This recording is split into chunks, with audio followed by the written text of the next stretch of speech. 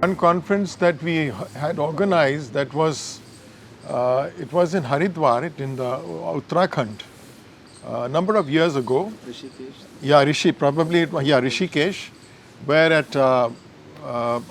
in collaboration with some of the ashrams, including the Parmat Niketan, we had an interfaith gathering. That was one, and there were several conferences here in Delhi that I remember, in which I participated, and he would take various themes that were appropriate for the occasion. So I don't now recall the years, but if I dig into my memory, I'll be able to go through the profile of Paulus Mar Gregorios, Bishop Paulus Mar Gregorios, and all those conferences. I can tick mark which ones I was present. So how relevant is the cooperation of religious leadership in our country in order to advance towards communal harmony and national integration? Kindly connect it with your monograph, this title, Communal Harmony, India's Greatest Challenge. Yes, yeah, actually communal harmony came as a result of my participation in a 4-year program at the Landig International University, which was based in Switzerland, and I was given the scholarship. So at the end of my first year, I returned to India and I wrote this document for our National Spiritual Assembly.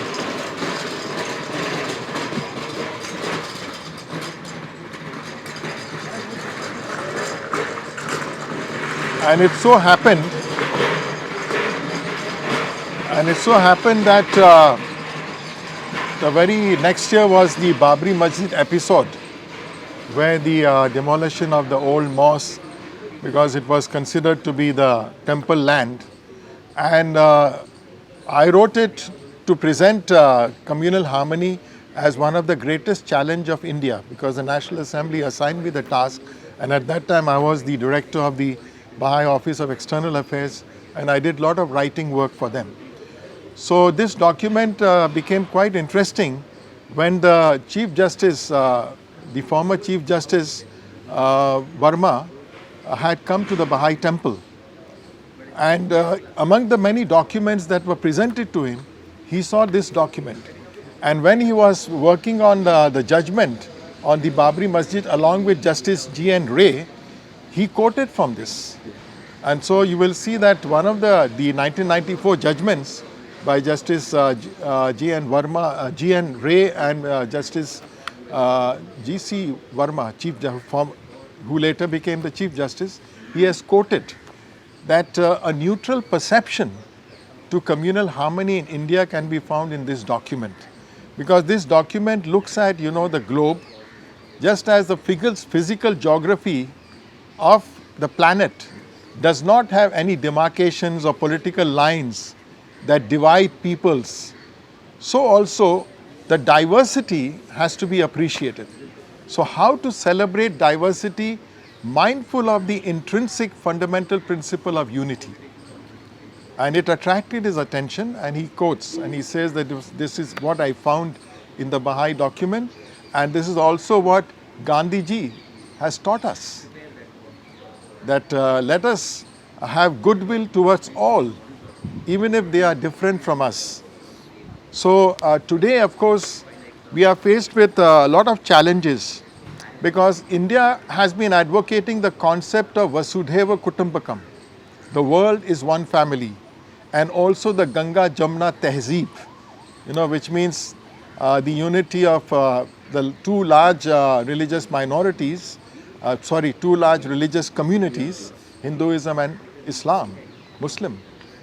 So this Ganga Jamna Tehzeeb has been there for quite a number of years in our country, and there have been, of course, instances of aberrations, no doubt, but by and large, the majority of the peoples of the country, they want to live in peace and harmony with each other. And they have managed to imbibe the values of diversity.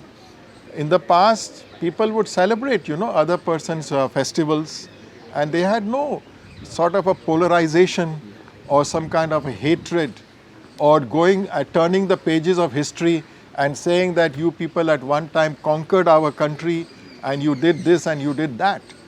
We need to look at the history from a positive perspective.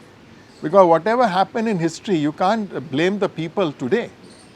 So you need to go back to your roots and look at all those diverse elements that propagated national integration, that propagated harmony. We have a National Integration Council which has been established in 1961. But how many meetings has taken place? The head of the National Integration Council is the Honorable Prime Minister himself. We have the National Foundation for Communal Harmony. Many religious communities have worked with this foundation to promote interfaith dialogue, to bring about discussions on various issues. And today, interfaith is not simply discussing each other's religious principles and harmony. Today's interfaith dialogue is also addressing social problems, the problems of gender equality, the problems of children's education, the problems of ecological balance, environmental crises, many other, corruption in the system of governance. All of these issues are being debated and discussed as part of the interfaith discourse. So I feel that our country needs to move away from the current tendencies towards polarization of different communities. And they must go back to the basic principles of unity and diversity. Otherwise, our future is very bleak. There can be man-made disasters, and as it is, we are not able to grapple with the natural disasters. Why should we create some new ones? So sometimes I've seen that some of the religious leaders, they also make statements which are very, very unhealthy and which prejudice, especially the younger generations. Because if you want to bring about transformation, the children and the youth, they have to be brought up in an atmosphere of positivity. If they don't do that, then there will be catastrophes. So I would like to add that here we need to go back, look at the writings of Bishop Paulus Mar Gregorios, because he has written extensively and some of his researches are very profound. And I feel that some of these can be incorporated in our educational system so that people will know how leaders of different faiths have actually done the research and given us concrete examples of how India, a confluence of multiple civilizations, can live in peace and harmony. So, what are the ways to attain and shape an Indian identity so that this identity is something real and it does not remain an unrealistic goal? Yes, the question of identity is quite a delicate matter, because we have so many identities and everybody carries multiple identity cards also, though they are trying to make it a unified system on the basis of Aadhaar. But our real identity is, first of all, we are humans. The second is because we have a political geographic entity called India, so we also have a national identity. Then we have an identity of our religion, whichever family one is born into. We have an identity of language. We have the identity of cultures. So these multiple identities must actually be subsumed under the overall identity of our humanity.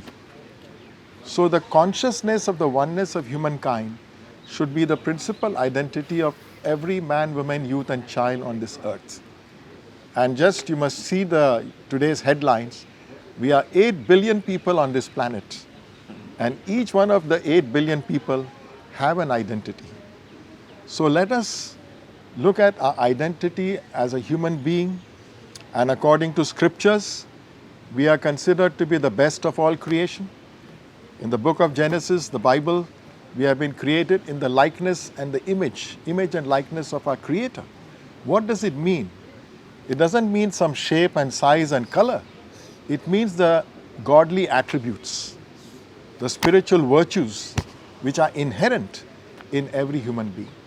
So once we accept this fundamental identity, then all other identities can have their space. You cannot do away with it, because you need an identity of a passport so that you can travel. You need an identity to make sure that people recognize you for your financial transactions. For any of these, so we have a voter's identity, we have the Aadhaar identity, we have the PAN, the permanent account number identity, and we may have a club identity, we may have a university identity. So all those are much sort of lesser identities, and they should not come in the way of our basic identity as a human being. We have the gender identity. So all this can complicate if you don't have this world-embracing vision. No. You can, of course, edit. And one point I forgot, the Constitution of India actually gives us the identity of being a citizen of the country. Even that has become a matter of great concern and debate, especially in the border states of the country. So Articles 25, Articles 29 give us our religious identity and also freedom. So these should not be curtailed or taken away. Because all great, political leaders in the country, they say, our holy book is the constitution of the country. So they must live by them and not try to distort and misinterpret. Sir, His Grace Dr. Paulos Mar Gregorios, he always appreciated the Bahai faith, and he used to convey the greatness of that Bahai faith to almost all Christians wherever he went. So kindly explain to us the beauty of this Bahai faith and the values that it propagates. Yes, I'm always indebted to him, because as I mentioned, he had this world-wide vision. He was a person who looked at the planet as a whole. And when he had studied the Bahai faith, so the basic truth about the Bahai faith is that it believes that religion of humanity is one, it is progressive and continuous. So the outpouring of divine guidance that has come to different parts of the globe at different points of time in human history have been the basis for the establishment of civilizations. Because all civilizations at the fundamental root have ethical, moral and spiritual principles. So the Baha'is believe that as a result of the thousands of years of our evolution, today humanity has reached a point where we must propagate the consciousness of the oneness of humankind, and we must build a planetary society. In the past, like when Jesus Christ gave his teachings, nobody knew the world. We didn't know that the planet was like a ball. Many people thought it is a flat surface, means of travel were limited, communication was limited. But today, and so they had what was called the geocentric. They felt that the human being is the center of the universe. Then they realized that this planet is a very small part of the entire solar system. So they came to a heliocentric, that the sun is the center of our solar system. Then again, we have changed, that even our solar system is a very medium-sized on the sidelines of the galaxy or the Milky Way. And so our vision has been expanding. So every human being, Baha'is say, must investigate. Yeah. ठीक है.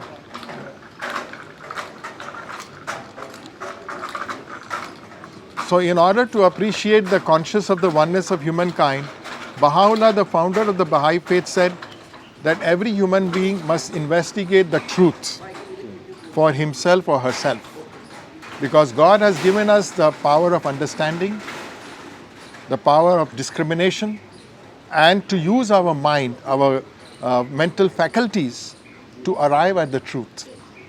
And if you do it with fairness and justice, you will come to the truth. But if you are bigoted, if you are prejudiced, if you have a limited view, or if you look upon others as something not friendly towards you, then surely you will not come to the truth. So, and the Baha'is also say that within the scheme of evolution, just as everything has been evolving in the world, so the religious teachings also must evolve with the times. And no one is born in a Baha'i religion. Every person must make a choice. They must investigate. So up to the age of 15, they are responsible towards their parents. The parents cannot impose. So in our family, my wife and my two daughters, we are Baha'is. But my brother, he is not in the Baha'i faith. And his son is more inclined towards Buddhism. So they have the freedom. So once you understand this, then you will be able to appreciate how religious teachings complement the scientific process of investigation. So, and then within the scheme of evolution, you will see that human civilization or human society has evolved from the time when it was nomadic to the time when it created city-states to the time it started building nation-states. And this is the time when we have to create a world superstate. And that world superstate will be like synonymous with the establishment of the kingdom of God on earth. Because the kingdom of God on earth is not a ready-made product that will descend from the sky on the earth. It has to come as a result of the efforts that human beings consciously make in translating into reality the will of God for our age. Sir, as you rightly brought out the complementarity of science and religion, so how can one truly complement the confluence of science and religion in order to create a better world? Yes, for a long time, human civilization did not have the full benefit of science and technology. But in the last about less than 200 years, we have seen that science has become such a dominant aspect of our life.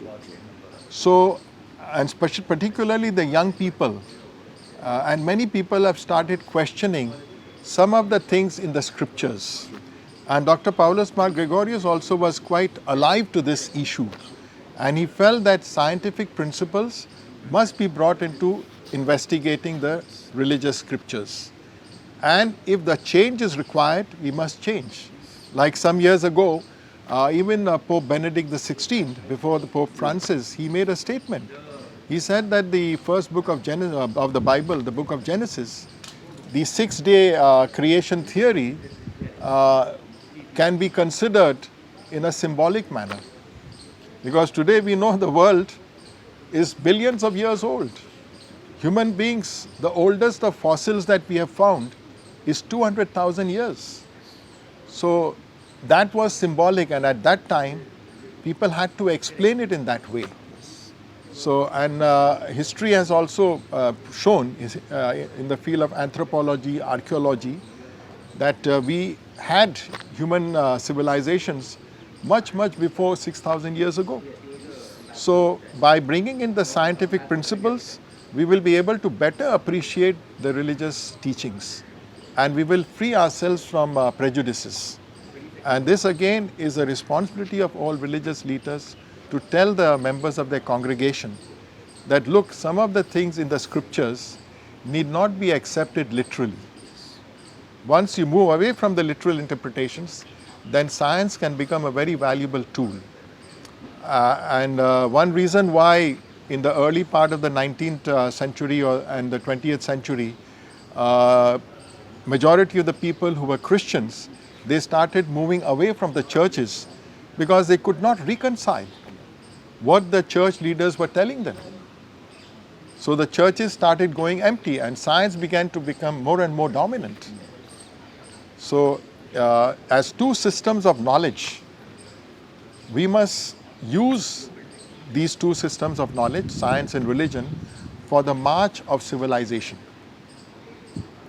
And if you do not reconcile, there is no way you can stop science and technology from overtaking and relegating religion to the sidelines. So one of the surveys that was carried out in the world today, it says that almost 1/6 of the world population, they said we are non-religious. They are not atheists, but they do not subscribe to religious teachings because they are not able to reconcile. And then other people, of course, are divided into many other denominations. So we must again have a world view, an open mind, which accepts the fruits of science and technology for the benefit of humankind, as well as the teachings of religion and spirituality for the happiness and well-being of human race. So how can religious work better towards the preservation and conservation of nature? You have also extensively spoken, wrote about it. And also Bishop Dr. Paulos Mar Gregorios, he has also extensively written, and he has also organized various international conferences. That's true. With regard to this climate change or this Yes. preservation of nature. So how can religions bring a very positive attitudinal change with regard to the ideas of conserving and preservation of nature? Yeah, actually the climate emergencies are a very important aspect of our life today. We are in fact having this interview in the midst of COP27, which is taking place in Egypt. And all the previous, these are parties to the environmental issues, which has been initiated by the United Nations system. This crisis of environment and ecological imbalances has been there for now quite a long time. Particularly in the last about 30, 40 years, it has become more and more acute. Because as people began to get more and more industrialized, because all the, up to say 1950s, vast majority of the planet was still under colonial rule. And once these countries started getting independent, they all wanted to have a lifestyle commensurate with those in the developed countries. So they started industrializing. And for industrialization, you need sources of energy, you need technologies, you need to have infrastructure, you need to also ensure that the populations are better managed, education, all of that. It's a host, a very wide range. So Bishop Paulos Mar Gregorios was quite conscious. And when the United Nations system, starting with 1990, convened a series of conferences. One major conference was in 1992 at Rio de Janeiro. In fact, the United Nations had already alerted humankind about the crisis of climate when it had the first conference in 1972 in Stockholm. And at the Stockholm conference, there were only two heads of the government, Olof Palme of Sweden and Madam Indira Gandhi, Prime Minister of India. And there, Dr. Karan Singh also was part of his entourage, of her entourage. But after 72, people again forgot.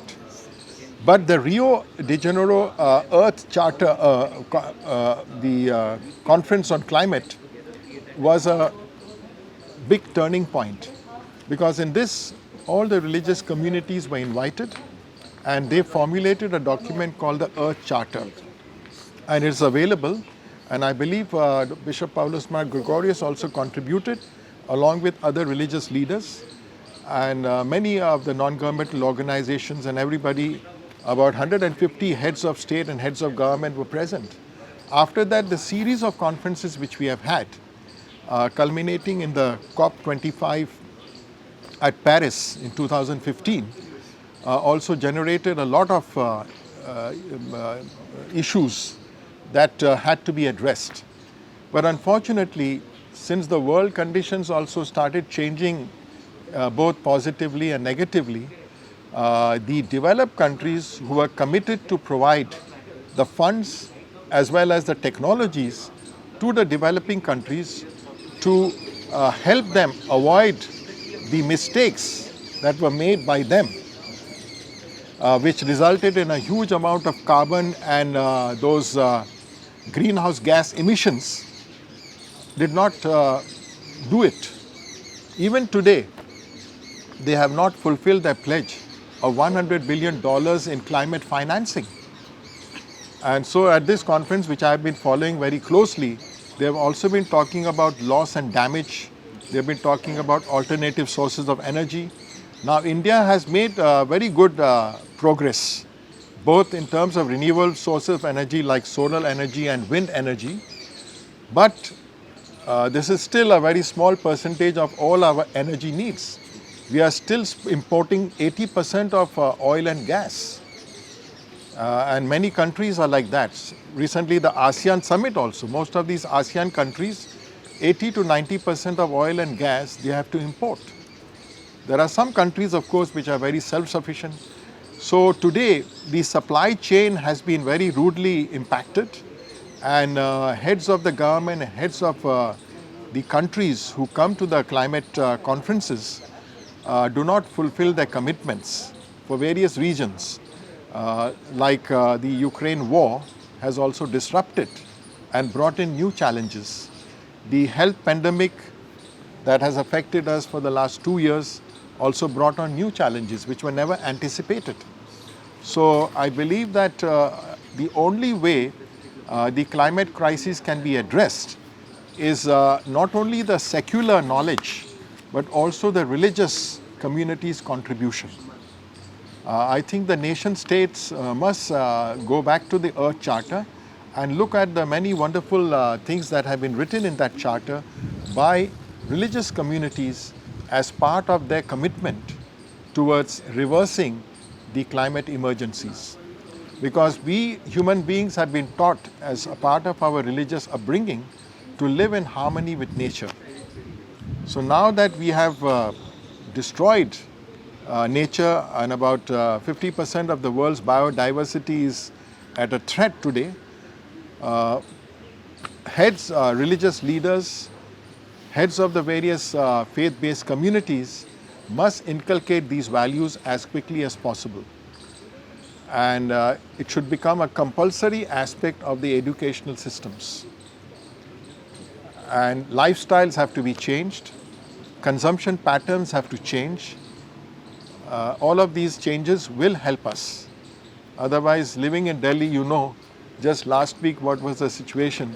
The air pollution was such a dangerous level that the government took some steps, but these are not, solid long-term responses or solutions. We have to find better ways. So here again, I would believe that there are writings of Bishop Pavlos Mar Gregorios that may be helpful for us to reawaken some of our value systems in tandem with what other religious communities have contributed. So how fruitfully and practically can we engage in dialogue among various religions? Yes, India, of course, is known for its contribution to religious dialogue. If you go back to the history and take Ashoka the Great as one of the great contributors, of course, he became a Buddhist after the destruction of a large number of human beings in the war of Kalinga. But once he turned to Buddhism, he realized that in his country he needs to propagate those values and he would be open to dialogue. That was one important historical point we need to look at, because the 24 edicts, rock edicts of Ashoka, even today when we read them, we find that they are very universal. The second important historical point would be Akbar. Akbar was the greatest of all rulers of the Mughal dynasty, and he, though an illiterate man, he knew that he had to dialogue with people of other religions. And he welcomed the dialogue, he would patiently listen, and he would invite leaders of various religions. But for the modern times, I would say that 1893 is the landmark year when people from all the world converge in Chicago.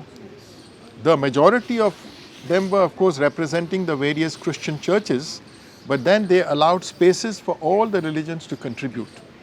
So the documents that have emerged from these parliaments of the world's religions are very valuable. They were not just written down for the sake of just publication and then forgetting. So after the 1893 Parliament of World Religions, 1993, the centenary of the Parliament of World Religions happened. In that, the Golden Rule emerged as a paramount religious teaching for establishing harmony and a dialogical process.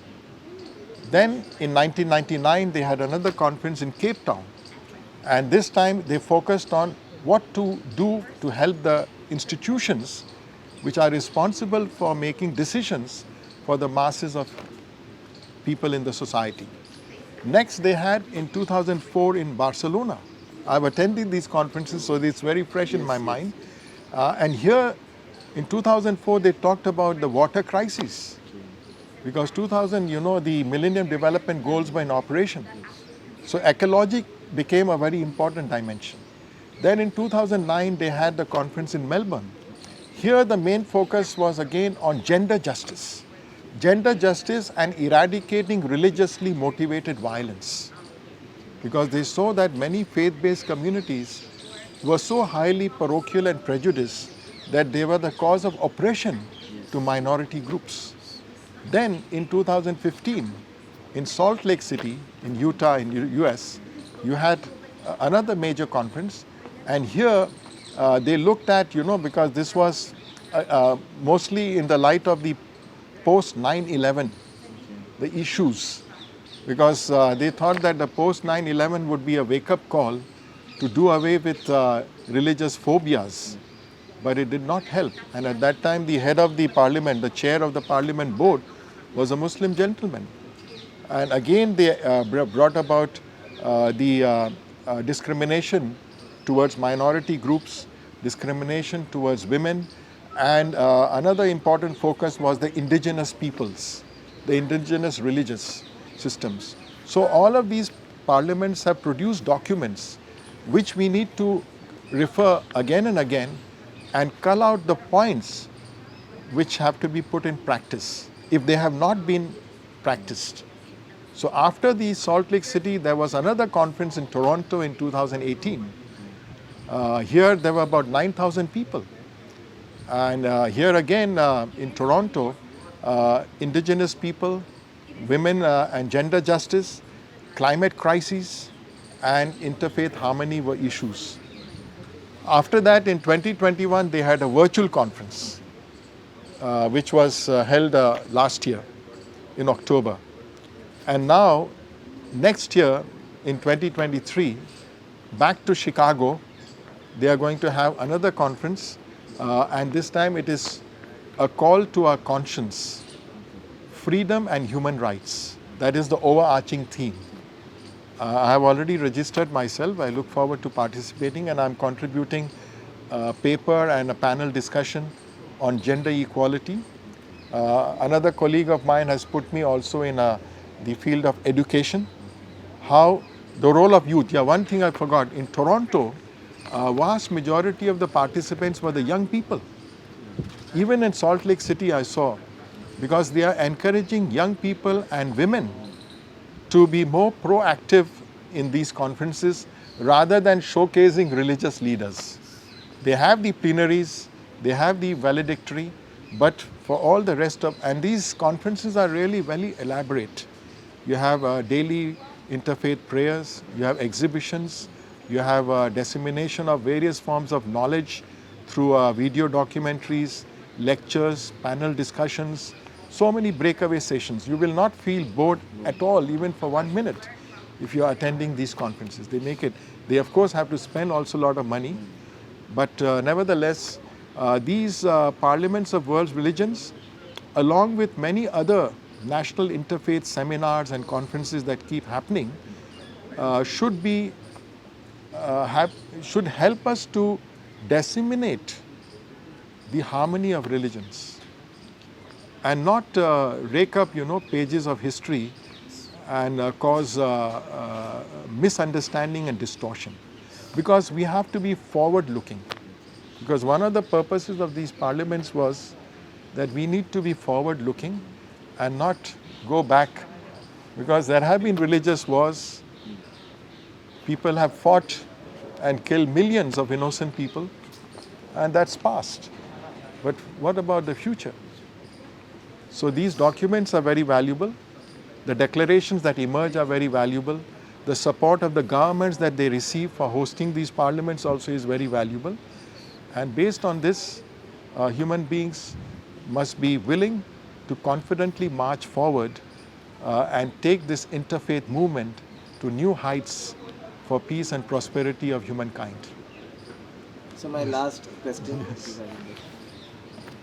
can you help us understand the good qualities that the young generation or the future generations can ascribe from the life of Dr. Paulus Mar Gregorios? Yeah, the first and foremost thing would be to first of all know who this great personality is. And today, I mean, by the click of a mouse or very easily you can access, you can know a lot about the person, and then read some of his writings.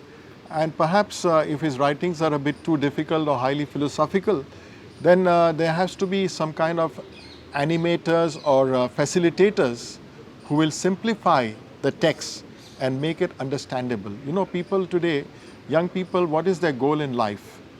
They like to receive a good education so that they can get a good job and they can make good money, and then they plan their future. So the material interpretation of our human reality has become the dominant feature. But then, that is not the purpose of our existence here. The purpose of our life is to manifest those spiritual qualities which are latent in us. And it is on the basis of these spiritual qualities that human beings can exist peacefully and successfully on this planet. So Dr. Bishop Paulus Mar Gregorios' writings can be brought in, and his contributions, his discourses, and how he managed to provide for convergence in understanding the complementarity of each of the religious systems and the denominations within each of them. So this will be very useful. And if the children grow up free from prejudices or bigoted notions or distortions about particular religion, then they will themselves see that reality is always positive. No religion actually has preached any kind of hatred or perpetrating acts of cruelty or being discriminatory. All religions have talked about love, fellowship, kindness, because God is the source of all goodness. So it's like God is light, and the absence of this light produces darkness. Darkness has no existential reality as far as my understanding goes. The moment there is even a faint glimmer of light, darkness vanishes. So we must protect our young generation from their souls getting darkened by prejudiced, distorted, hate-filled or phobias towards people of other backgrounds. So it's very vital that we do it. And if any person makes some, what I would say, fake, what is it? There is something like hate speeches. Yeah, if any person makes some hate speeches, then it is the duty of the government as well as the media personalities to immediately stop it and give the truth. Not accept it that this hate speech is applicable and true for us. And then also beware of historical distortions. Because we want the march of civilization, and I am a student of the rise and fall of civilizations. In the Bahai faith, there are two very good examples of how the world will be united. The planetization of humankind, which Pierre de Chaldin talked about. One example is what was the cause for the decline and fall of the Roman Empire. It was the appearance of Jesus Christ. One person, unknown, and his word brought about a change. over a period of time. The other is the example of the Civil War in the United States of America. It was a very painful situation, but then finally it resulted in a country of 50 federated states which formed the United States of America. Today the European Union is another example. 27 independent countries have become members of the European Union. Of course, most of the time their considerations are trade, economics, exchange of culture. That oneness, the consciousness of oneness is still not deep in the hearts of vast majority of the people.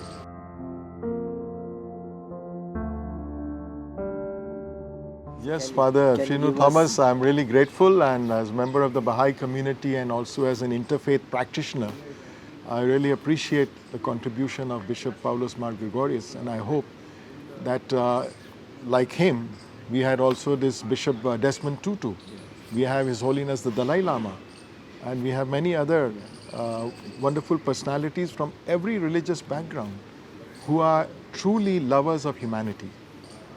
Mother Teresa, she sacrificed her life, although they were inspired by some spiritual teachings which motivated them to live a life of sacrifice and even suffering. But then they are the real human beings. Nelson Mandela, Mahatma Gandhi, all of these wonderful leaders. In the Bahai faith, we have also a very wonderful personality, Richard St. Baker, who was a great ecologist. And he did a lot, not only to promote interfaith harmony for the ecological balance, but he also did a lot of educational programs for the children.